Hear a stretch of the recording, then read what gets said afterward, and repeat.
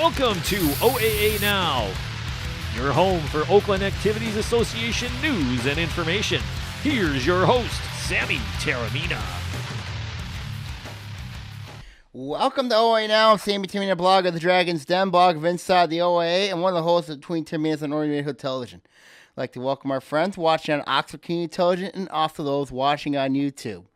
Of course, we got a lot to cover about this week. Of course, we had the football previews the last 3 weeks, so now we are here talking about what's going on around the league around Oakland County and also some of the top upsets also that occurred around the state, as well as we'll get, if we have time, we'll talk about briefly about the girls volleyball team preview coming up for the OAA. But a lot of news covering around football. Of course, some of the best games of the week, the first 2 weeks, you gotta look at. If there's a team that really has me intrigued to keep an eye on, there's a couple teams surrounding the league, but my main surprise, I think a surprise team to keep an eye on going forward, of course, is the Bloopy Hills Blackhawks. But because when you look at the Blackhawks this year, they sit 2-0. They knocked off Stony Creek 35-16, and also they knocked off Rochester 40-13 in last week. So when you look at the Blackhawks, this is a team, they've got a lot of talent. Dan Laurie has done a very nice job building that team up. And you look at what's going on with that team. Now, everybody's going to say, are they in the right division with the blue division? Of course, we know Dan Laurie has had a lot of success in the blue when he was at Bloomfield Hills Losser. But when you look at the situation that is going right now, the Bloomfield Hills offensive line is benefiting. Their defensive line is benefiting. They've gotten a lot of great athletes. Of course, I think the addition of Jerron Graham has really helped this team. They do have a transfer who came in there that's helped them a lot. So Bloomfield Hills right now is a team that I'm mostly impressed with. I'm shocked with, I didn't expect them to start 2-0 to start the year. Another team I'm curious to see, of course, is the Gross Falcons. Of course, as mentioned on my blog last week, of course, they had a forfeit a game. West Bloomfield had a forfeit a game with Groves because of an ineligible player that Ronald Bellamy did not know about. But when you look at Groves with what they did against Oak Park, Groves is a team I really think that's going to be a very dangerous team going forward. Even though they got a very difficult schedule and they got to play Southfield this week, Groves has been a team that I think it's really been impressing me. Also, with what Flaherty's done with that team. B.O. Keeley's done a very nice job with that team. He's really, and of course, Groves' defense has played very, very well, especially in that game against Oak Park, where Oak Park has, of course, we know they have a lot of big guys, especially on that offensive line. And you got to give Groves credit. I think Groves' 2-0 start's very much a surprise to come out of nowhere. I didn't see that coming there. And then, of course, you got to look at Berkeley. Of course, Berkeley 2-0. That was not expected. That was unexpected. But that big win over Holly, I really think it's bringing Chris Sequoia's team a lot better moving forward. Of course, the schedule does lighten up a bit, but then they had that big showdown, Bloomfield Hills, coming up in October, which is going to be I think it's going to determine the league right there. And then, of course, my one-on-one teams to keep an eye on. There's a lot of one-on-one teams to keep an eye on. Of course, West Bloomfield, I don't think they're a one-on-one team, in my opinion. I think they should be a 2-0 team.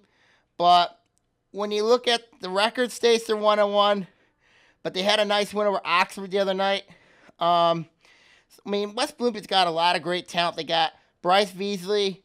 You got Tosh Mustafa, of course, the Lathrop connection, to go along with Davian Johnson and also Garrett Wynn. But the line play still concerns me, and also their special teams, because in that game against Oxford, West Bloomfield gave up 2 special teams touchdowns. And, they really got to get their special teams shored up. I still cannot trust West Bloomfield's line. I can't trust their line play, especially because Oxford did have some success against them up front. When they ran the ball, they pounded the rock. But But West Bloomfield, of course, we all know they have a bend, don't break defense. So, West Bloomfield, team to keep an eye on there. Another team to keep an eye on, of course, you got Oxford, of course, they're 1-1. When you look at the Wildcats, they had that incredible upset of Romeo.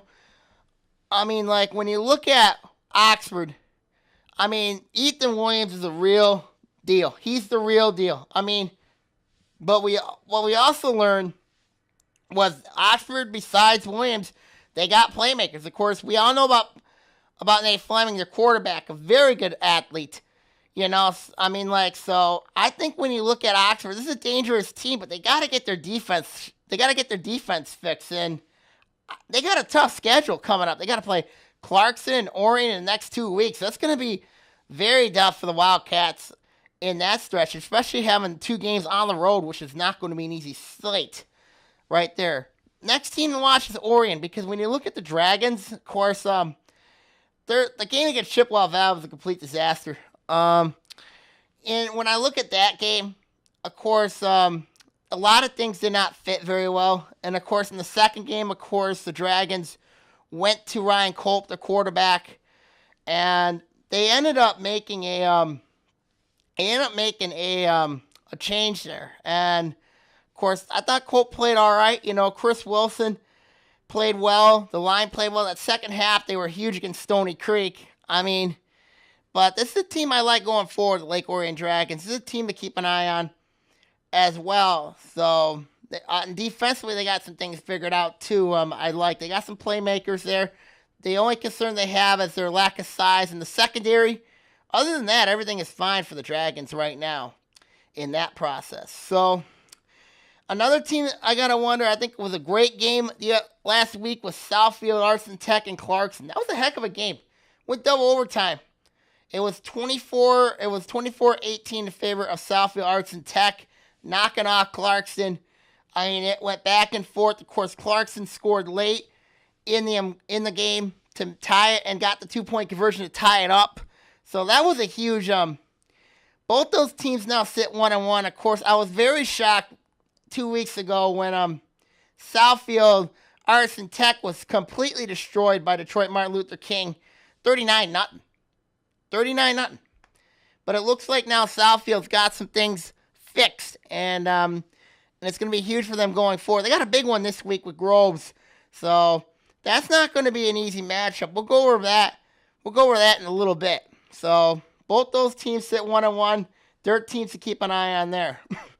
But the team to keep an eye on down the stretch is Ferndale. The reason why I say Ferndale, they have this running back who's very phenomenal. I mean, he was big in the game against Manson Heights Lampier.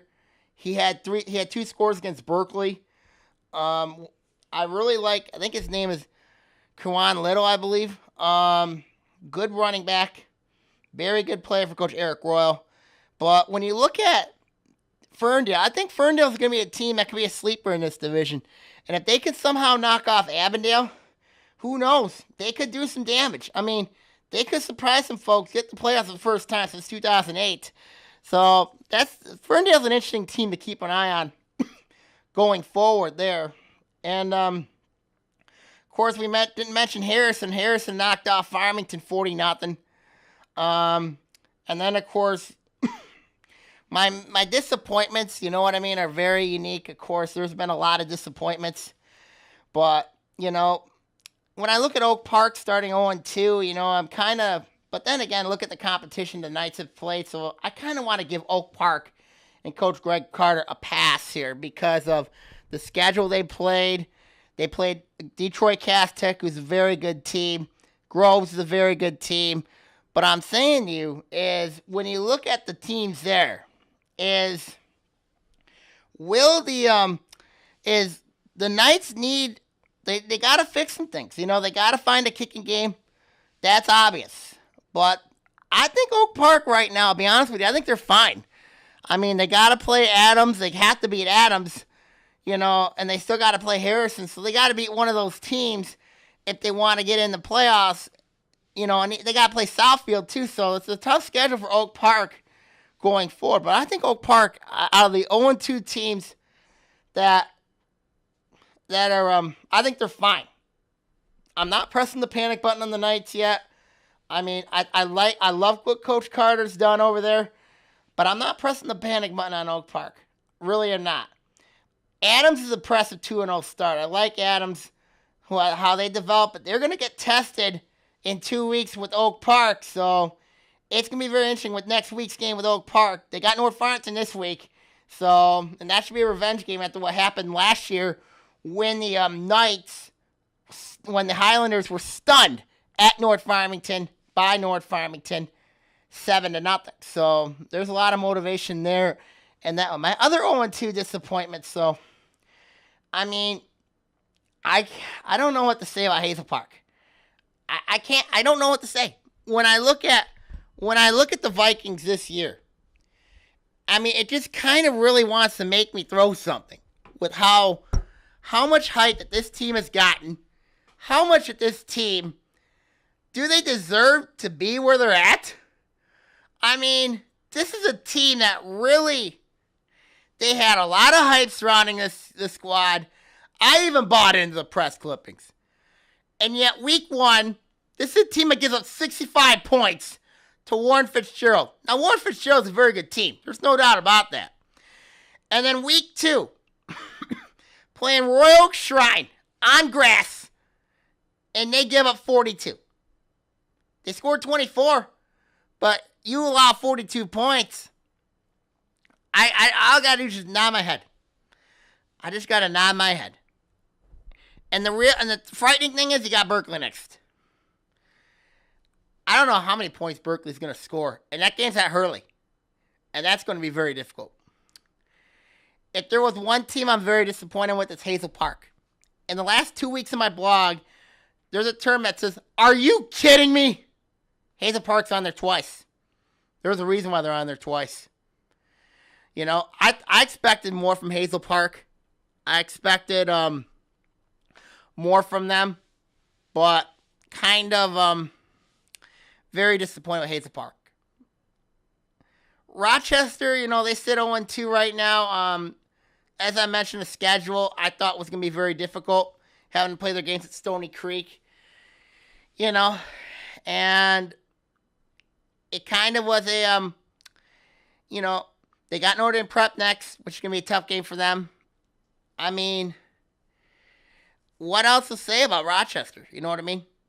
They're struggling right now. I mean, and it's on the defensive side of the football. That's a huge concern for them. And it's something they got to address. Troy Athens, another team. They sit 1-1. I mean, where's this golden offensive is? Where is it? You got big guys up front, Joey Stark, an experienced quarterback, and yet you lose your week 1 game to Warren Mott, 28-7, and you have to survive North Farmington 14-7. There's something here. It's either Athens is struggling offensively or are they overrated? I mean, I thought coming into the year, Josh Hepner's team would do a lot more than what they're showing. They're not the team I thought they were. And right now, the reason why I don't know what it is with them, especially offensively, I knew their defense was going to have some trouble. But to only score 14 points against a very bad North Farmington team, I don't know what to say. I can't explain it. I really can't explain it. You know? I'm very happy for Gary Griffin over at Troy. Won his first game in 2.5 years. Knocked off Avondale 21-0. But when you look at Avondale, this is a program that really has they've struggled. I don't think they've done very well adjusting to Ed Kuche's system as first thought. You know, and then when you look at what happened with Lamanza Williams, of course, getting an administrative job at Grand Blanc, it's a psyche thing. Of course, Steve Deutsch watching his son at Stony Creek. But when you look at what's going on with Avondale. They are struggling right now. And, it's not Coach A's fault, but they're really struggling right now. I mean, they got a tough one coming up with Ferndale. If they win that game over Ferndale, I think there's going to be some progress made. But Avondale is a team I didn't expect to go that far. I didn't expect them to start 0-2. Of course, Troy, meanwhile, 1-1. I mean, winning their first game in 2 years. I'm a little disappointed with the numbers. They didn't field a freshman team. That's disturbing. Disappointing.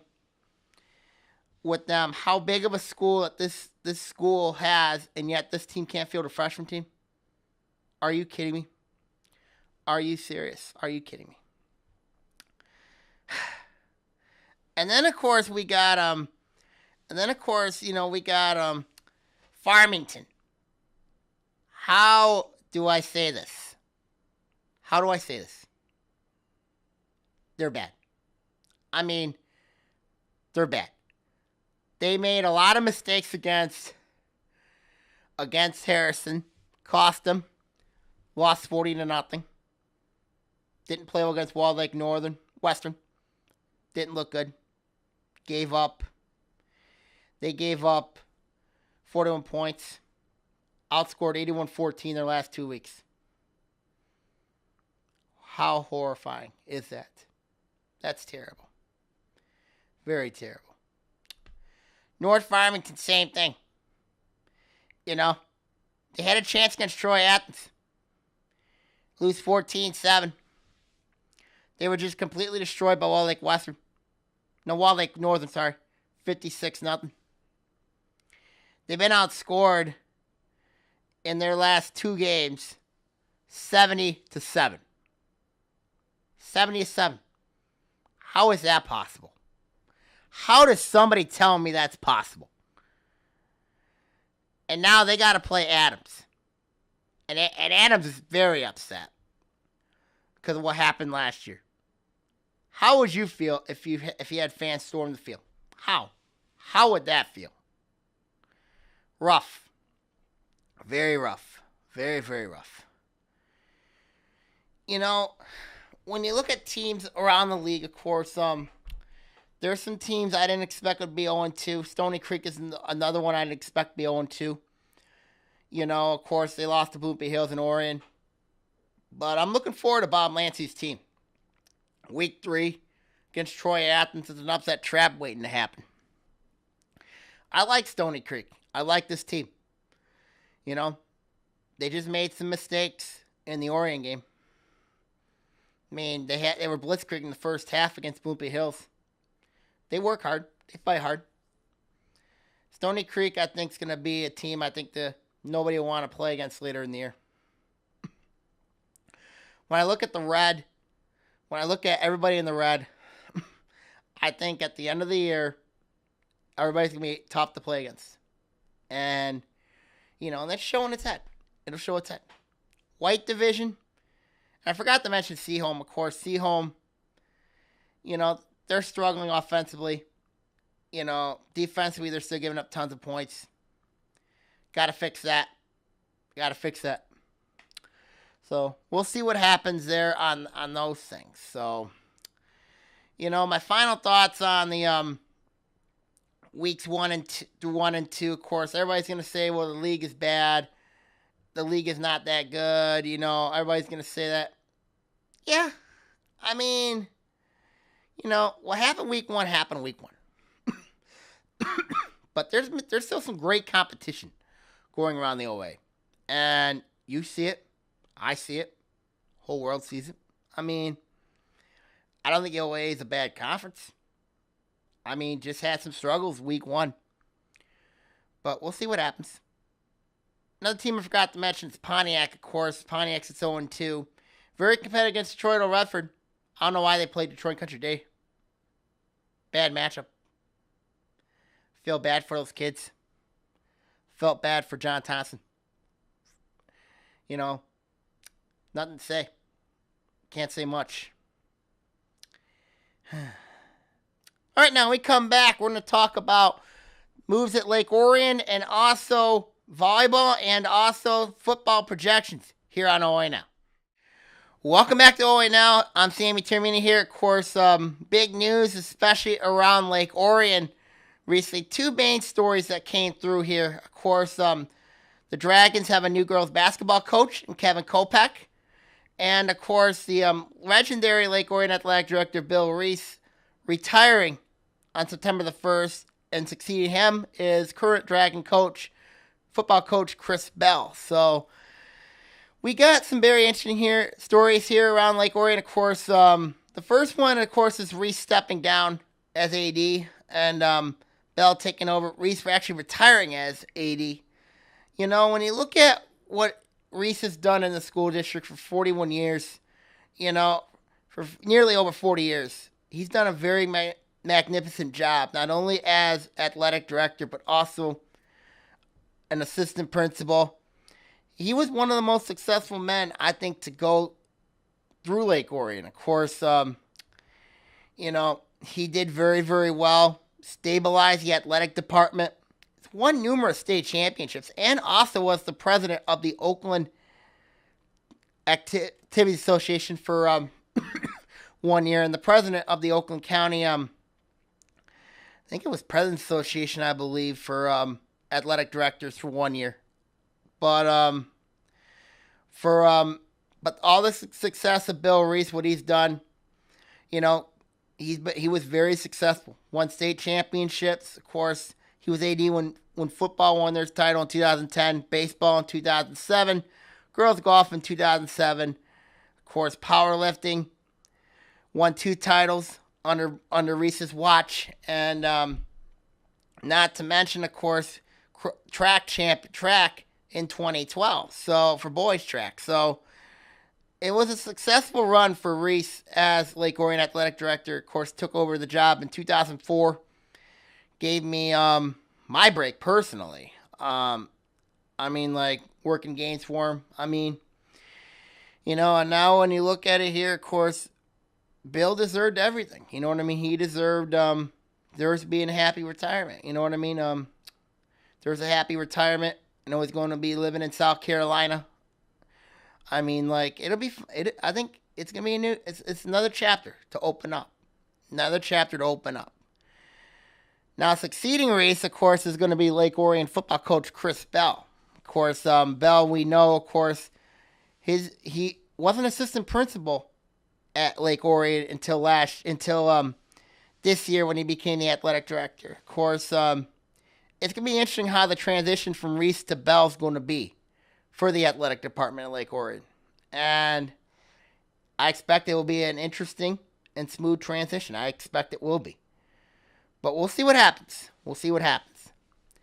News from other news in Lake Orion, of course, the Dragons named the girls basketball coach, Kevin Kopech. Of course, Kopech takes over for Coach Steve Roberts. And this move, I kind of think, was expected from a lot of people around the girls basketball community because of Kopech's winning resume. Of course, 38-2 the last 2 seasons as coach. He's had 2 20-0 seasons as a coach in the junior varsity. But here's a guy that I think's got a lot of respect with the players, the parents, and also fans around there. He teaches in the district. I think this is a good hire. You know, and I've known Kopech's pedigree. Served a couple of years under Coach Gary Parker, who's now an assistant boys basketball coach at Troy.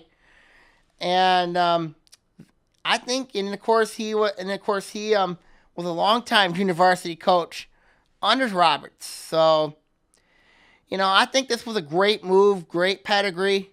Kopech's got a great, been well known, well respected around the girls basketball community. Native of Western Michigan University. Good school. Of course, the Bronco. Now, when you look at what Kopech's going to have this year, he's going to have the likes of Maddie Novak, Tessa Noose, you know, Soapy Wyborski.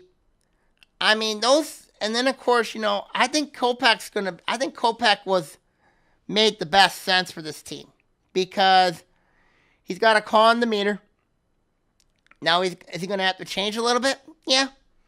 But, as I mentioned, Kopech's going to bring a fire that he's going to have. He's got that fire. He's competitive. He knows the ins and outs. So, when you look at a team, like in Orion's caliber this year, I think when you look at I think Kopech's addition, it's going to make Orion perhaps one of the top teams in the OA White this year. When you look at, of course, you have Lake Orion, Bloomfield Hills, Royal Oak, and Oxford, in that mix for the white title. But when you look at what Kopech's move brings, it brings stability to the program. It will bring instant stability to a team that needs it after a turbulent summer.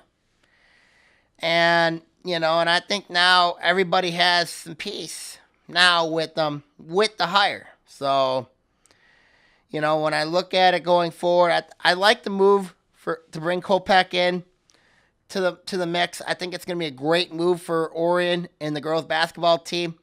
And you got some good pieces to go around when you look at Maddie Novak, Tessa Noose, and then, of course, always a solid junior varsity and freshman programs in the mix. So I think it's a good move, personally, with the Orion girls basketball program. So a lot of news going around Lake Orion surrounding the team there and surrounding the what is going on surrounding the community at Lake Orion, of course. So now everybody has at least a coaching vacancy as a coaching position now filled now in, of course, girls basketball now. So it's a great move, to hire Kopech.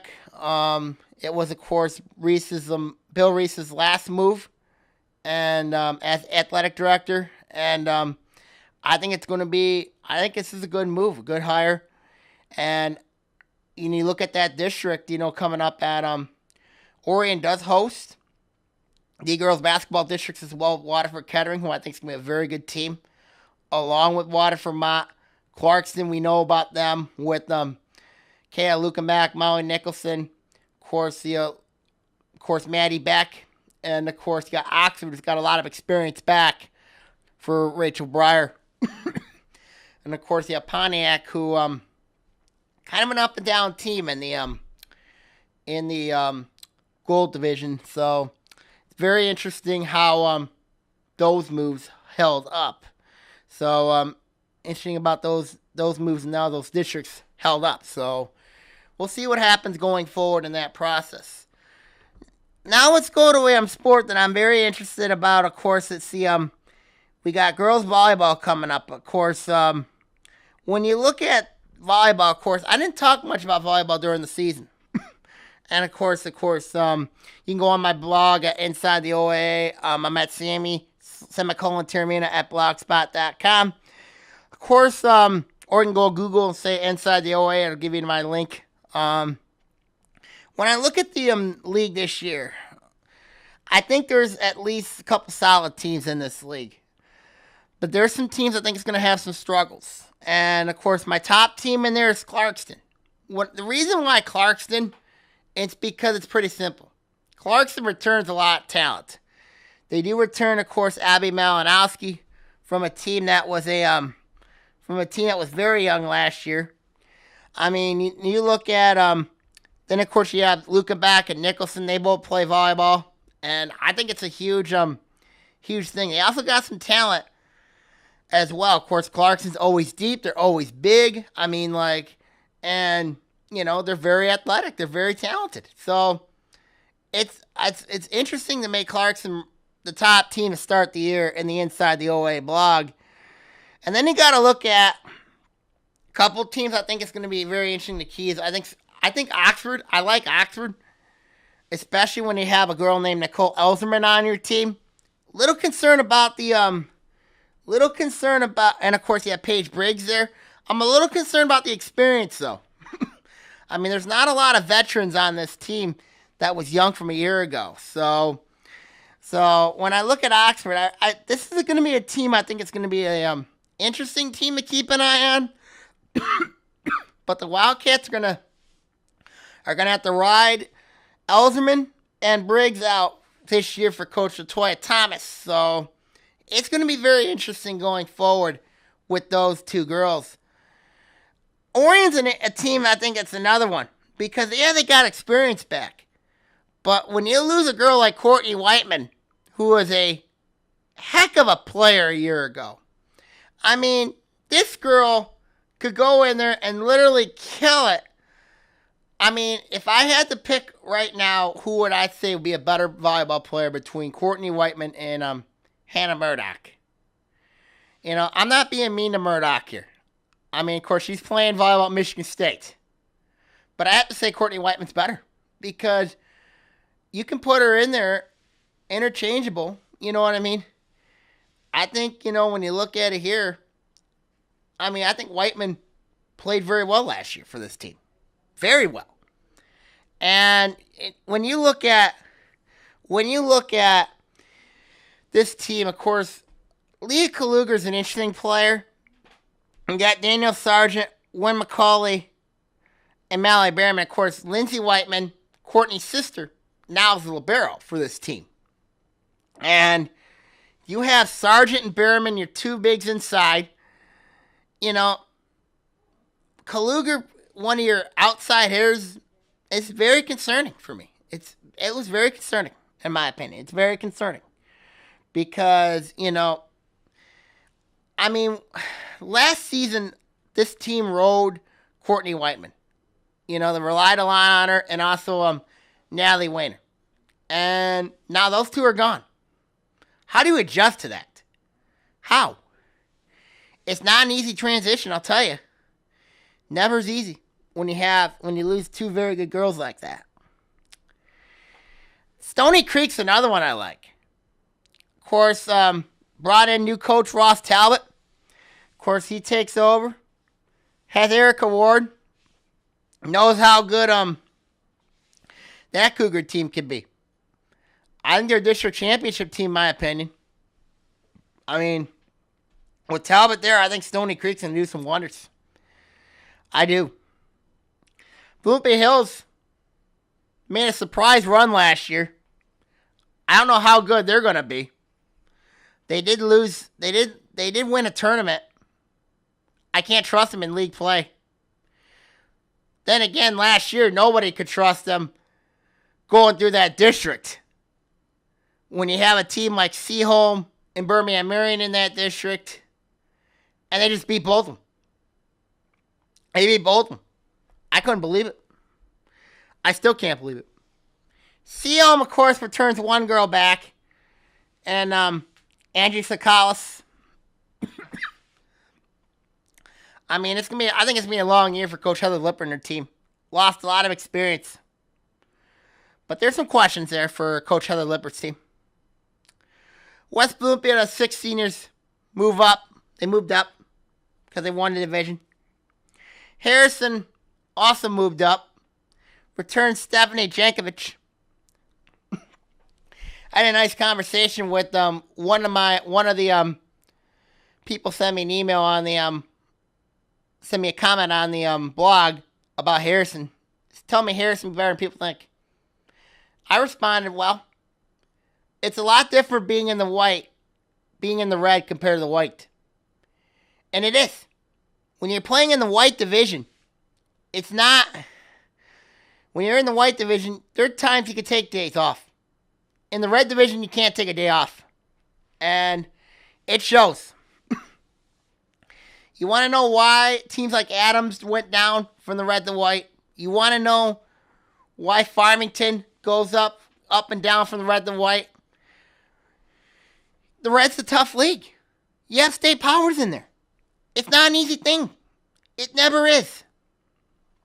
You know, it's never an easy thing. The red division is a very difficult division. There's no doubt about it. You have at least 5 or 6 teams who I think should be state ranked or maybe even on the honorable mention list. When you have a team like Clarkston, Oxford, Orion, Stony Creek, Seaholm, always been traditional state-ranked powers. You know, these teams are mainstays in the red division. I don't know if I see West Bloomfield or Harrison doing well in this division. They're going to struggle. I know how good Coach Michael Love is. I know how good West Bloomfield's coaching staff is. I know how good they are. But I just don't know if they're ready to compete in the red division. And the red division is absolutely brutal. White division, I have Troy Athens favored. Reason why they return a lot. So does Adams. Troy, interesting. Troy's got a new coach. Good man too, by the way. Great man. And then, of course, but they do have Jessica Robinson. Avondale's got some questions. Even though Avondale's got a lot of experience back, Groves has some questions. I like North Farmington. They got experience. Farmington's got experience. Roy Oak's got some questions. But I really think the main favorite, I think, is Troy Athens. Because of what Stacy Kloop's done. Because when you look at what the Red Hawks have, they're not bad. They're not bad. Adams has a lot back. They're a dark horse. Blue division, I think it's going to be 2 teams, maybe 3. I mean, Rochester you got to have Rochester your favorite. And then you have Berkeley, who's got a lot back. Hazel Park's my dark horse. They got a lot back as well. Ferndale, my next best, and Southfield Arts and Tech. Oak Park, Pontiac, I think are going to have some struggles. A team in the league, I think, is going to make a big run. I think whoever gets out of that Lake Orion district, I think is going to have a big run. I can't trust whoever wins that Macomb Dakota Romeo district. Yeah, Macomb Dakota is very good. There's no doubt about that. But when you look at who matches up in that district, Macomb Dakota, I think Clarkson matches them up well. I think Orion matches them up well. And I think Oxford could match them up well. You know, Stony Creek, going to have to deal with Rochester, Adams, Utica, and especially Utica Eisenhower. Utica Eisenhower is a team that beat Stony Creek last year. Stony Creek, of course, Grove, Seaholm, Bloomfield Hills, all have to go through Birmingham Marion. I think Berkeley's got a great shot if they don't mess everything up. I don't trust that district that they're in. I think Berkeley's got a shot at having a deep playoff run this year in the volleyball ranks. So when you look at things going forward, I think, whoever wins that Lake Orion district, and I think the Berkeley Bears have the greatest chance of going deep in the playoffs. Because there's a lot of teams in that I cannot trust. Especially outside outside the state. Probably the biggest threats, I think, to the OA right now would be Birmingham Marion, obviously. Along with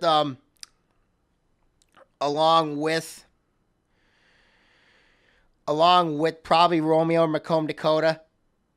With Troy Athens and Royal Oak, I just don't see that. I can see Troy Athens winning that district again, but then they had a bad hangover against Sterling Heights Stevenson last season. Sterling Heights Stevenson is a good team, but I still believe Troy Athens should have beat them last year. But it is what it is. Final thoughts. It'll be very interesting. We'll see what happens in volleyball ranks going forward. Okay, now when we come back, we're going to do my projections for week 3 for football here on OAA Now. Welcome back to OAA Now. On Sammy Timmy here. Of course, you can take a look at my picks for week 3 on the blog at Inside the OAA at Sammy_Taramina at blogspot.com. Of course, you have picks from History Now's host, Anthony Taramina, along with Keith Dunlap, former MI Prep Zone High School Sports Coordinator. Sean Cotter, of course, he was here a couple weeks ago. Also, Dan Stickrat, of course, he is the voice of North Oakland Sports and also Stickrat Media Group. And also Scott Bernstein, of course, he works at MI Prep Zone and also one of the bloggers for State Champs. So keep an eye on our picks heading into the week here. Of course, let's look at the matchups first. Let's go into the of course, you have my top 10 rankings here too. So let's go to our first matchup. It's Farmington against Oak Park. It's Oak Park's first game at Night Valley. They had 2 road games. Oak Park is 0-2 for the first time since 2011. Now, this was a team last year, Oak Park. They lost to Farmington 20-19. Farmington's a whole different team now. They've been outscored 81-14. People ask me, Oak Park's got so much motivation riding in this game.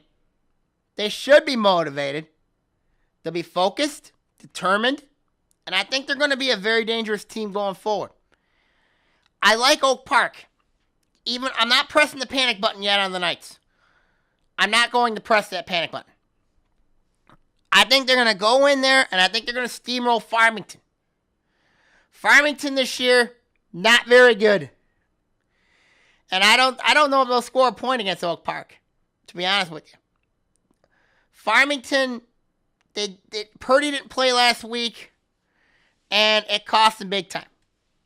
I don't know his status, but it still won't be enough against a very good Knights team. So I got Farmington winning big in that game. I do. Next we got is Rochester at Pontiac Notre Dame Preparatory. You know, when I look at Rochester, yeah, I got criticized by their community. I understand that.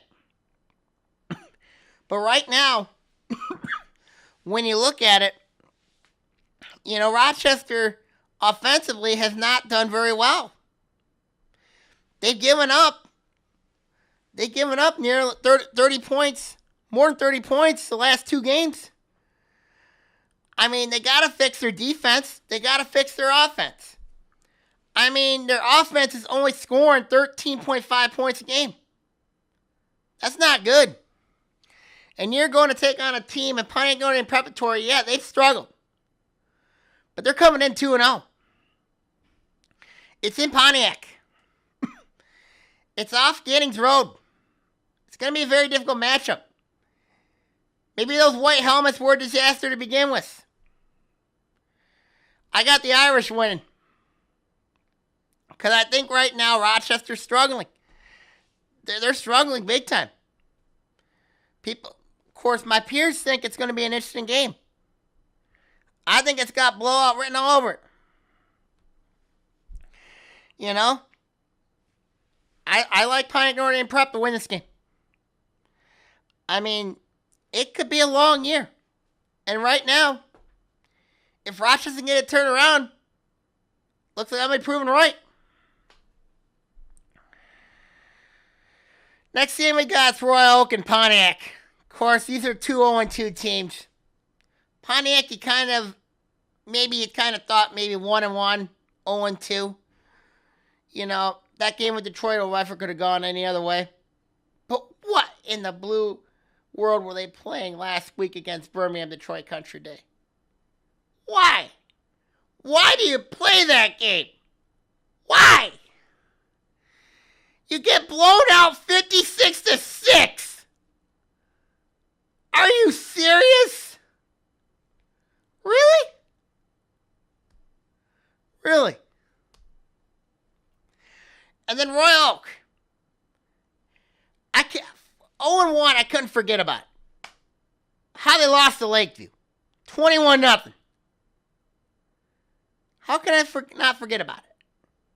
They're very competitive against Stockbridge. But yet they let Mason G. Montgomery go nuts on them. Can't do that.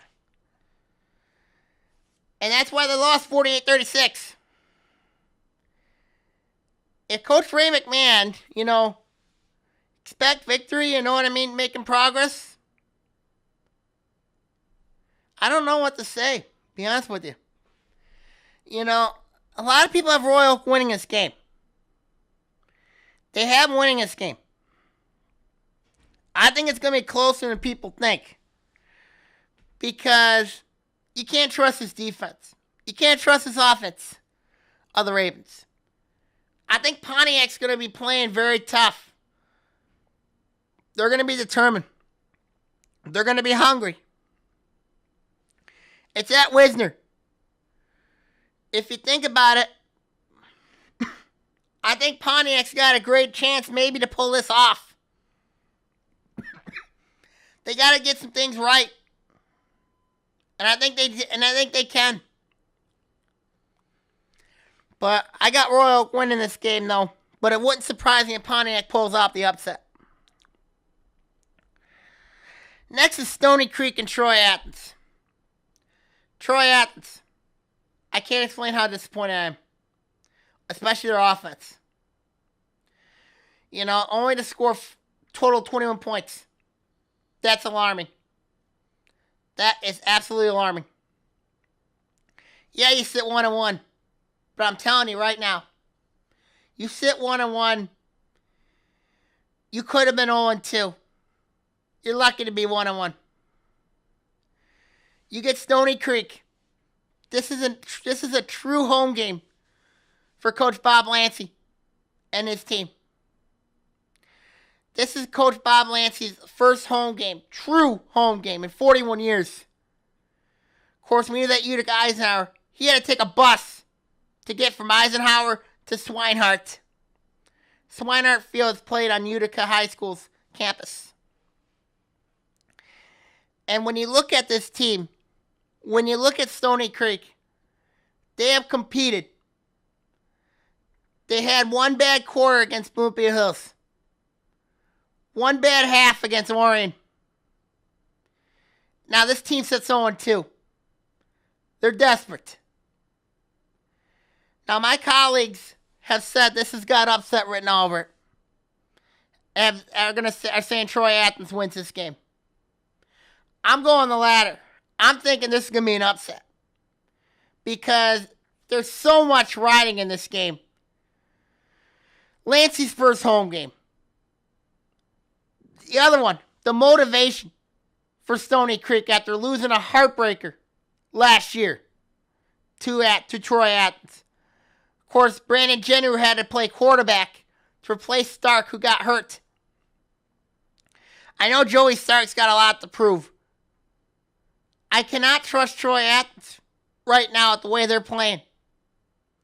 Stony Creek, they've got a good quarterback, great quarterback in Frank Potenza. But the question's going to be is can their playmakers show up? I still can't trust Troy Athens' defense. I can't. In this game, give me Stony Creek right now. I got them by a touchdown.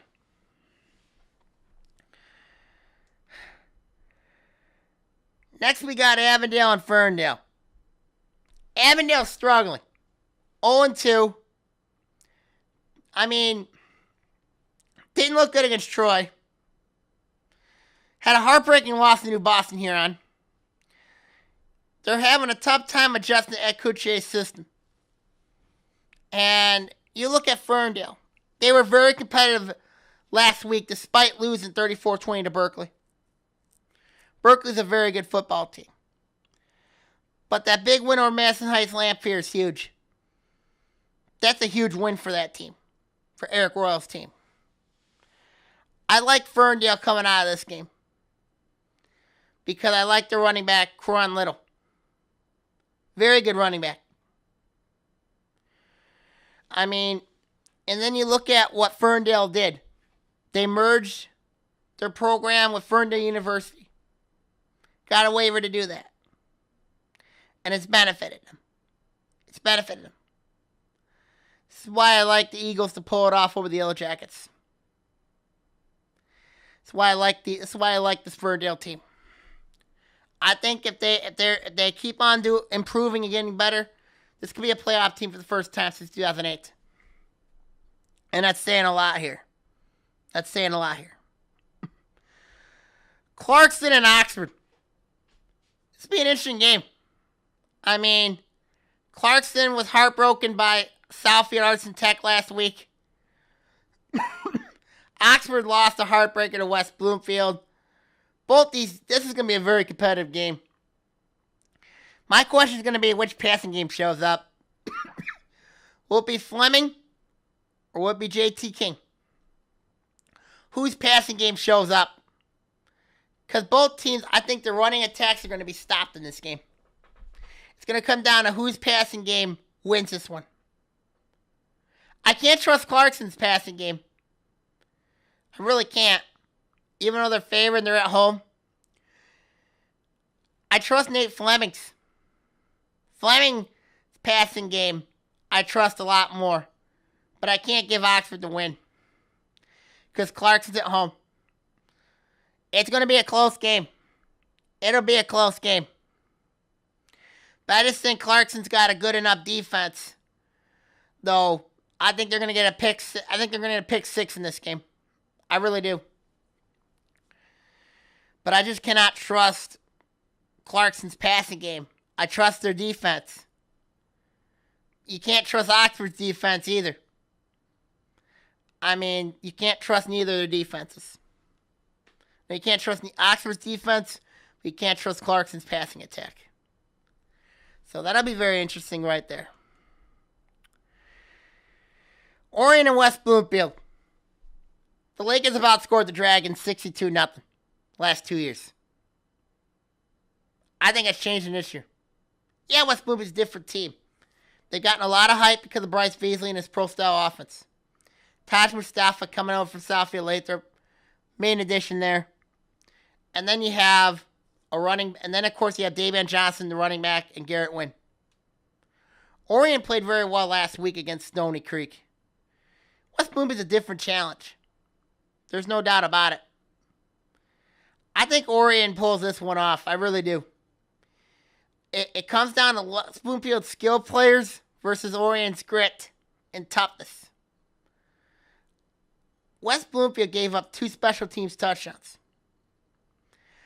I can trust Orion's special teams in this game. It's going to come down to can the Dragons grit and outworkmanship outplay the Lakers skill players. If they do, Orion wins. I can't trust West Bloomfield's line play. They're very talented. There's no doubt about that. But at the end of the day, I just cannot trust West Bloomfield's line play in this game. I just can't. Let's look at, of course, the next game here is Harrison and Seaholm. Seaholm's outmatched in this game. They didn't look good last week against Adams.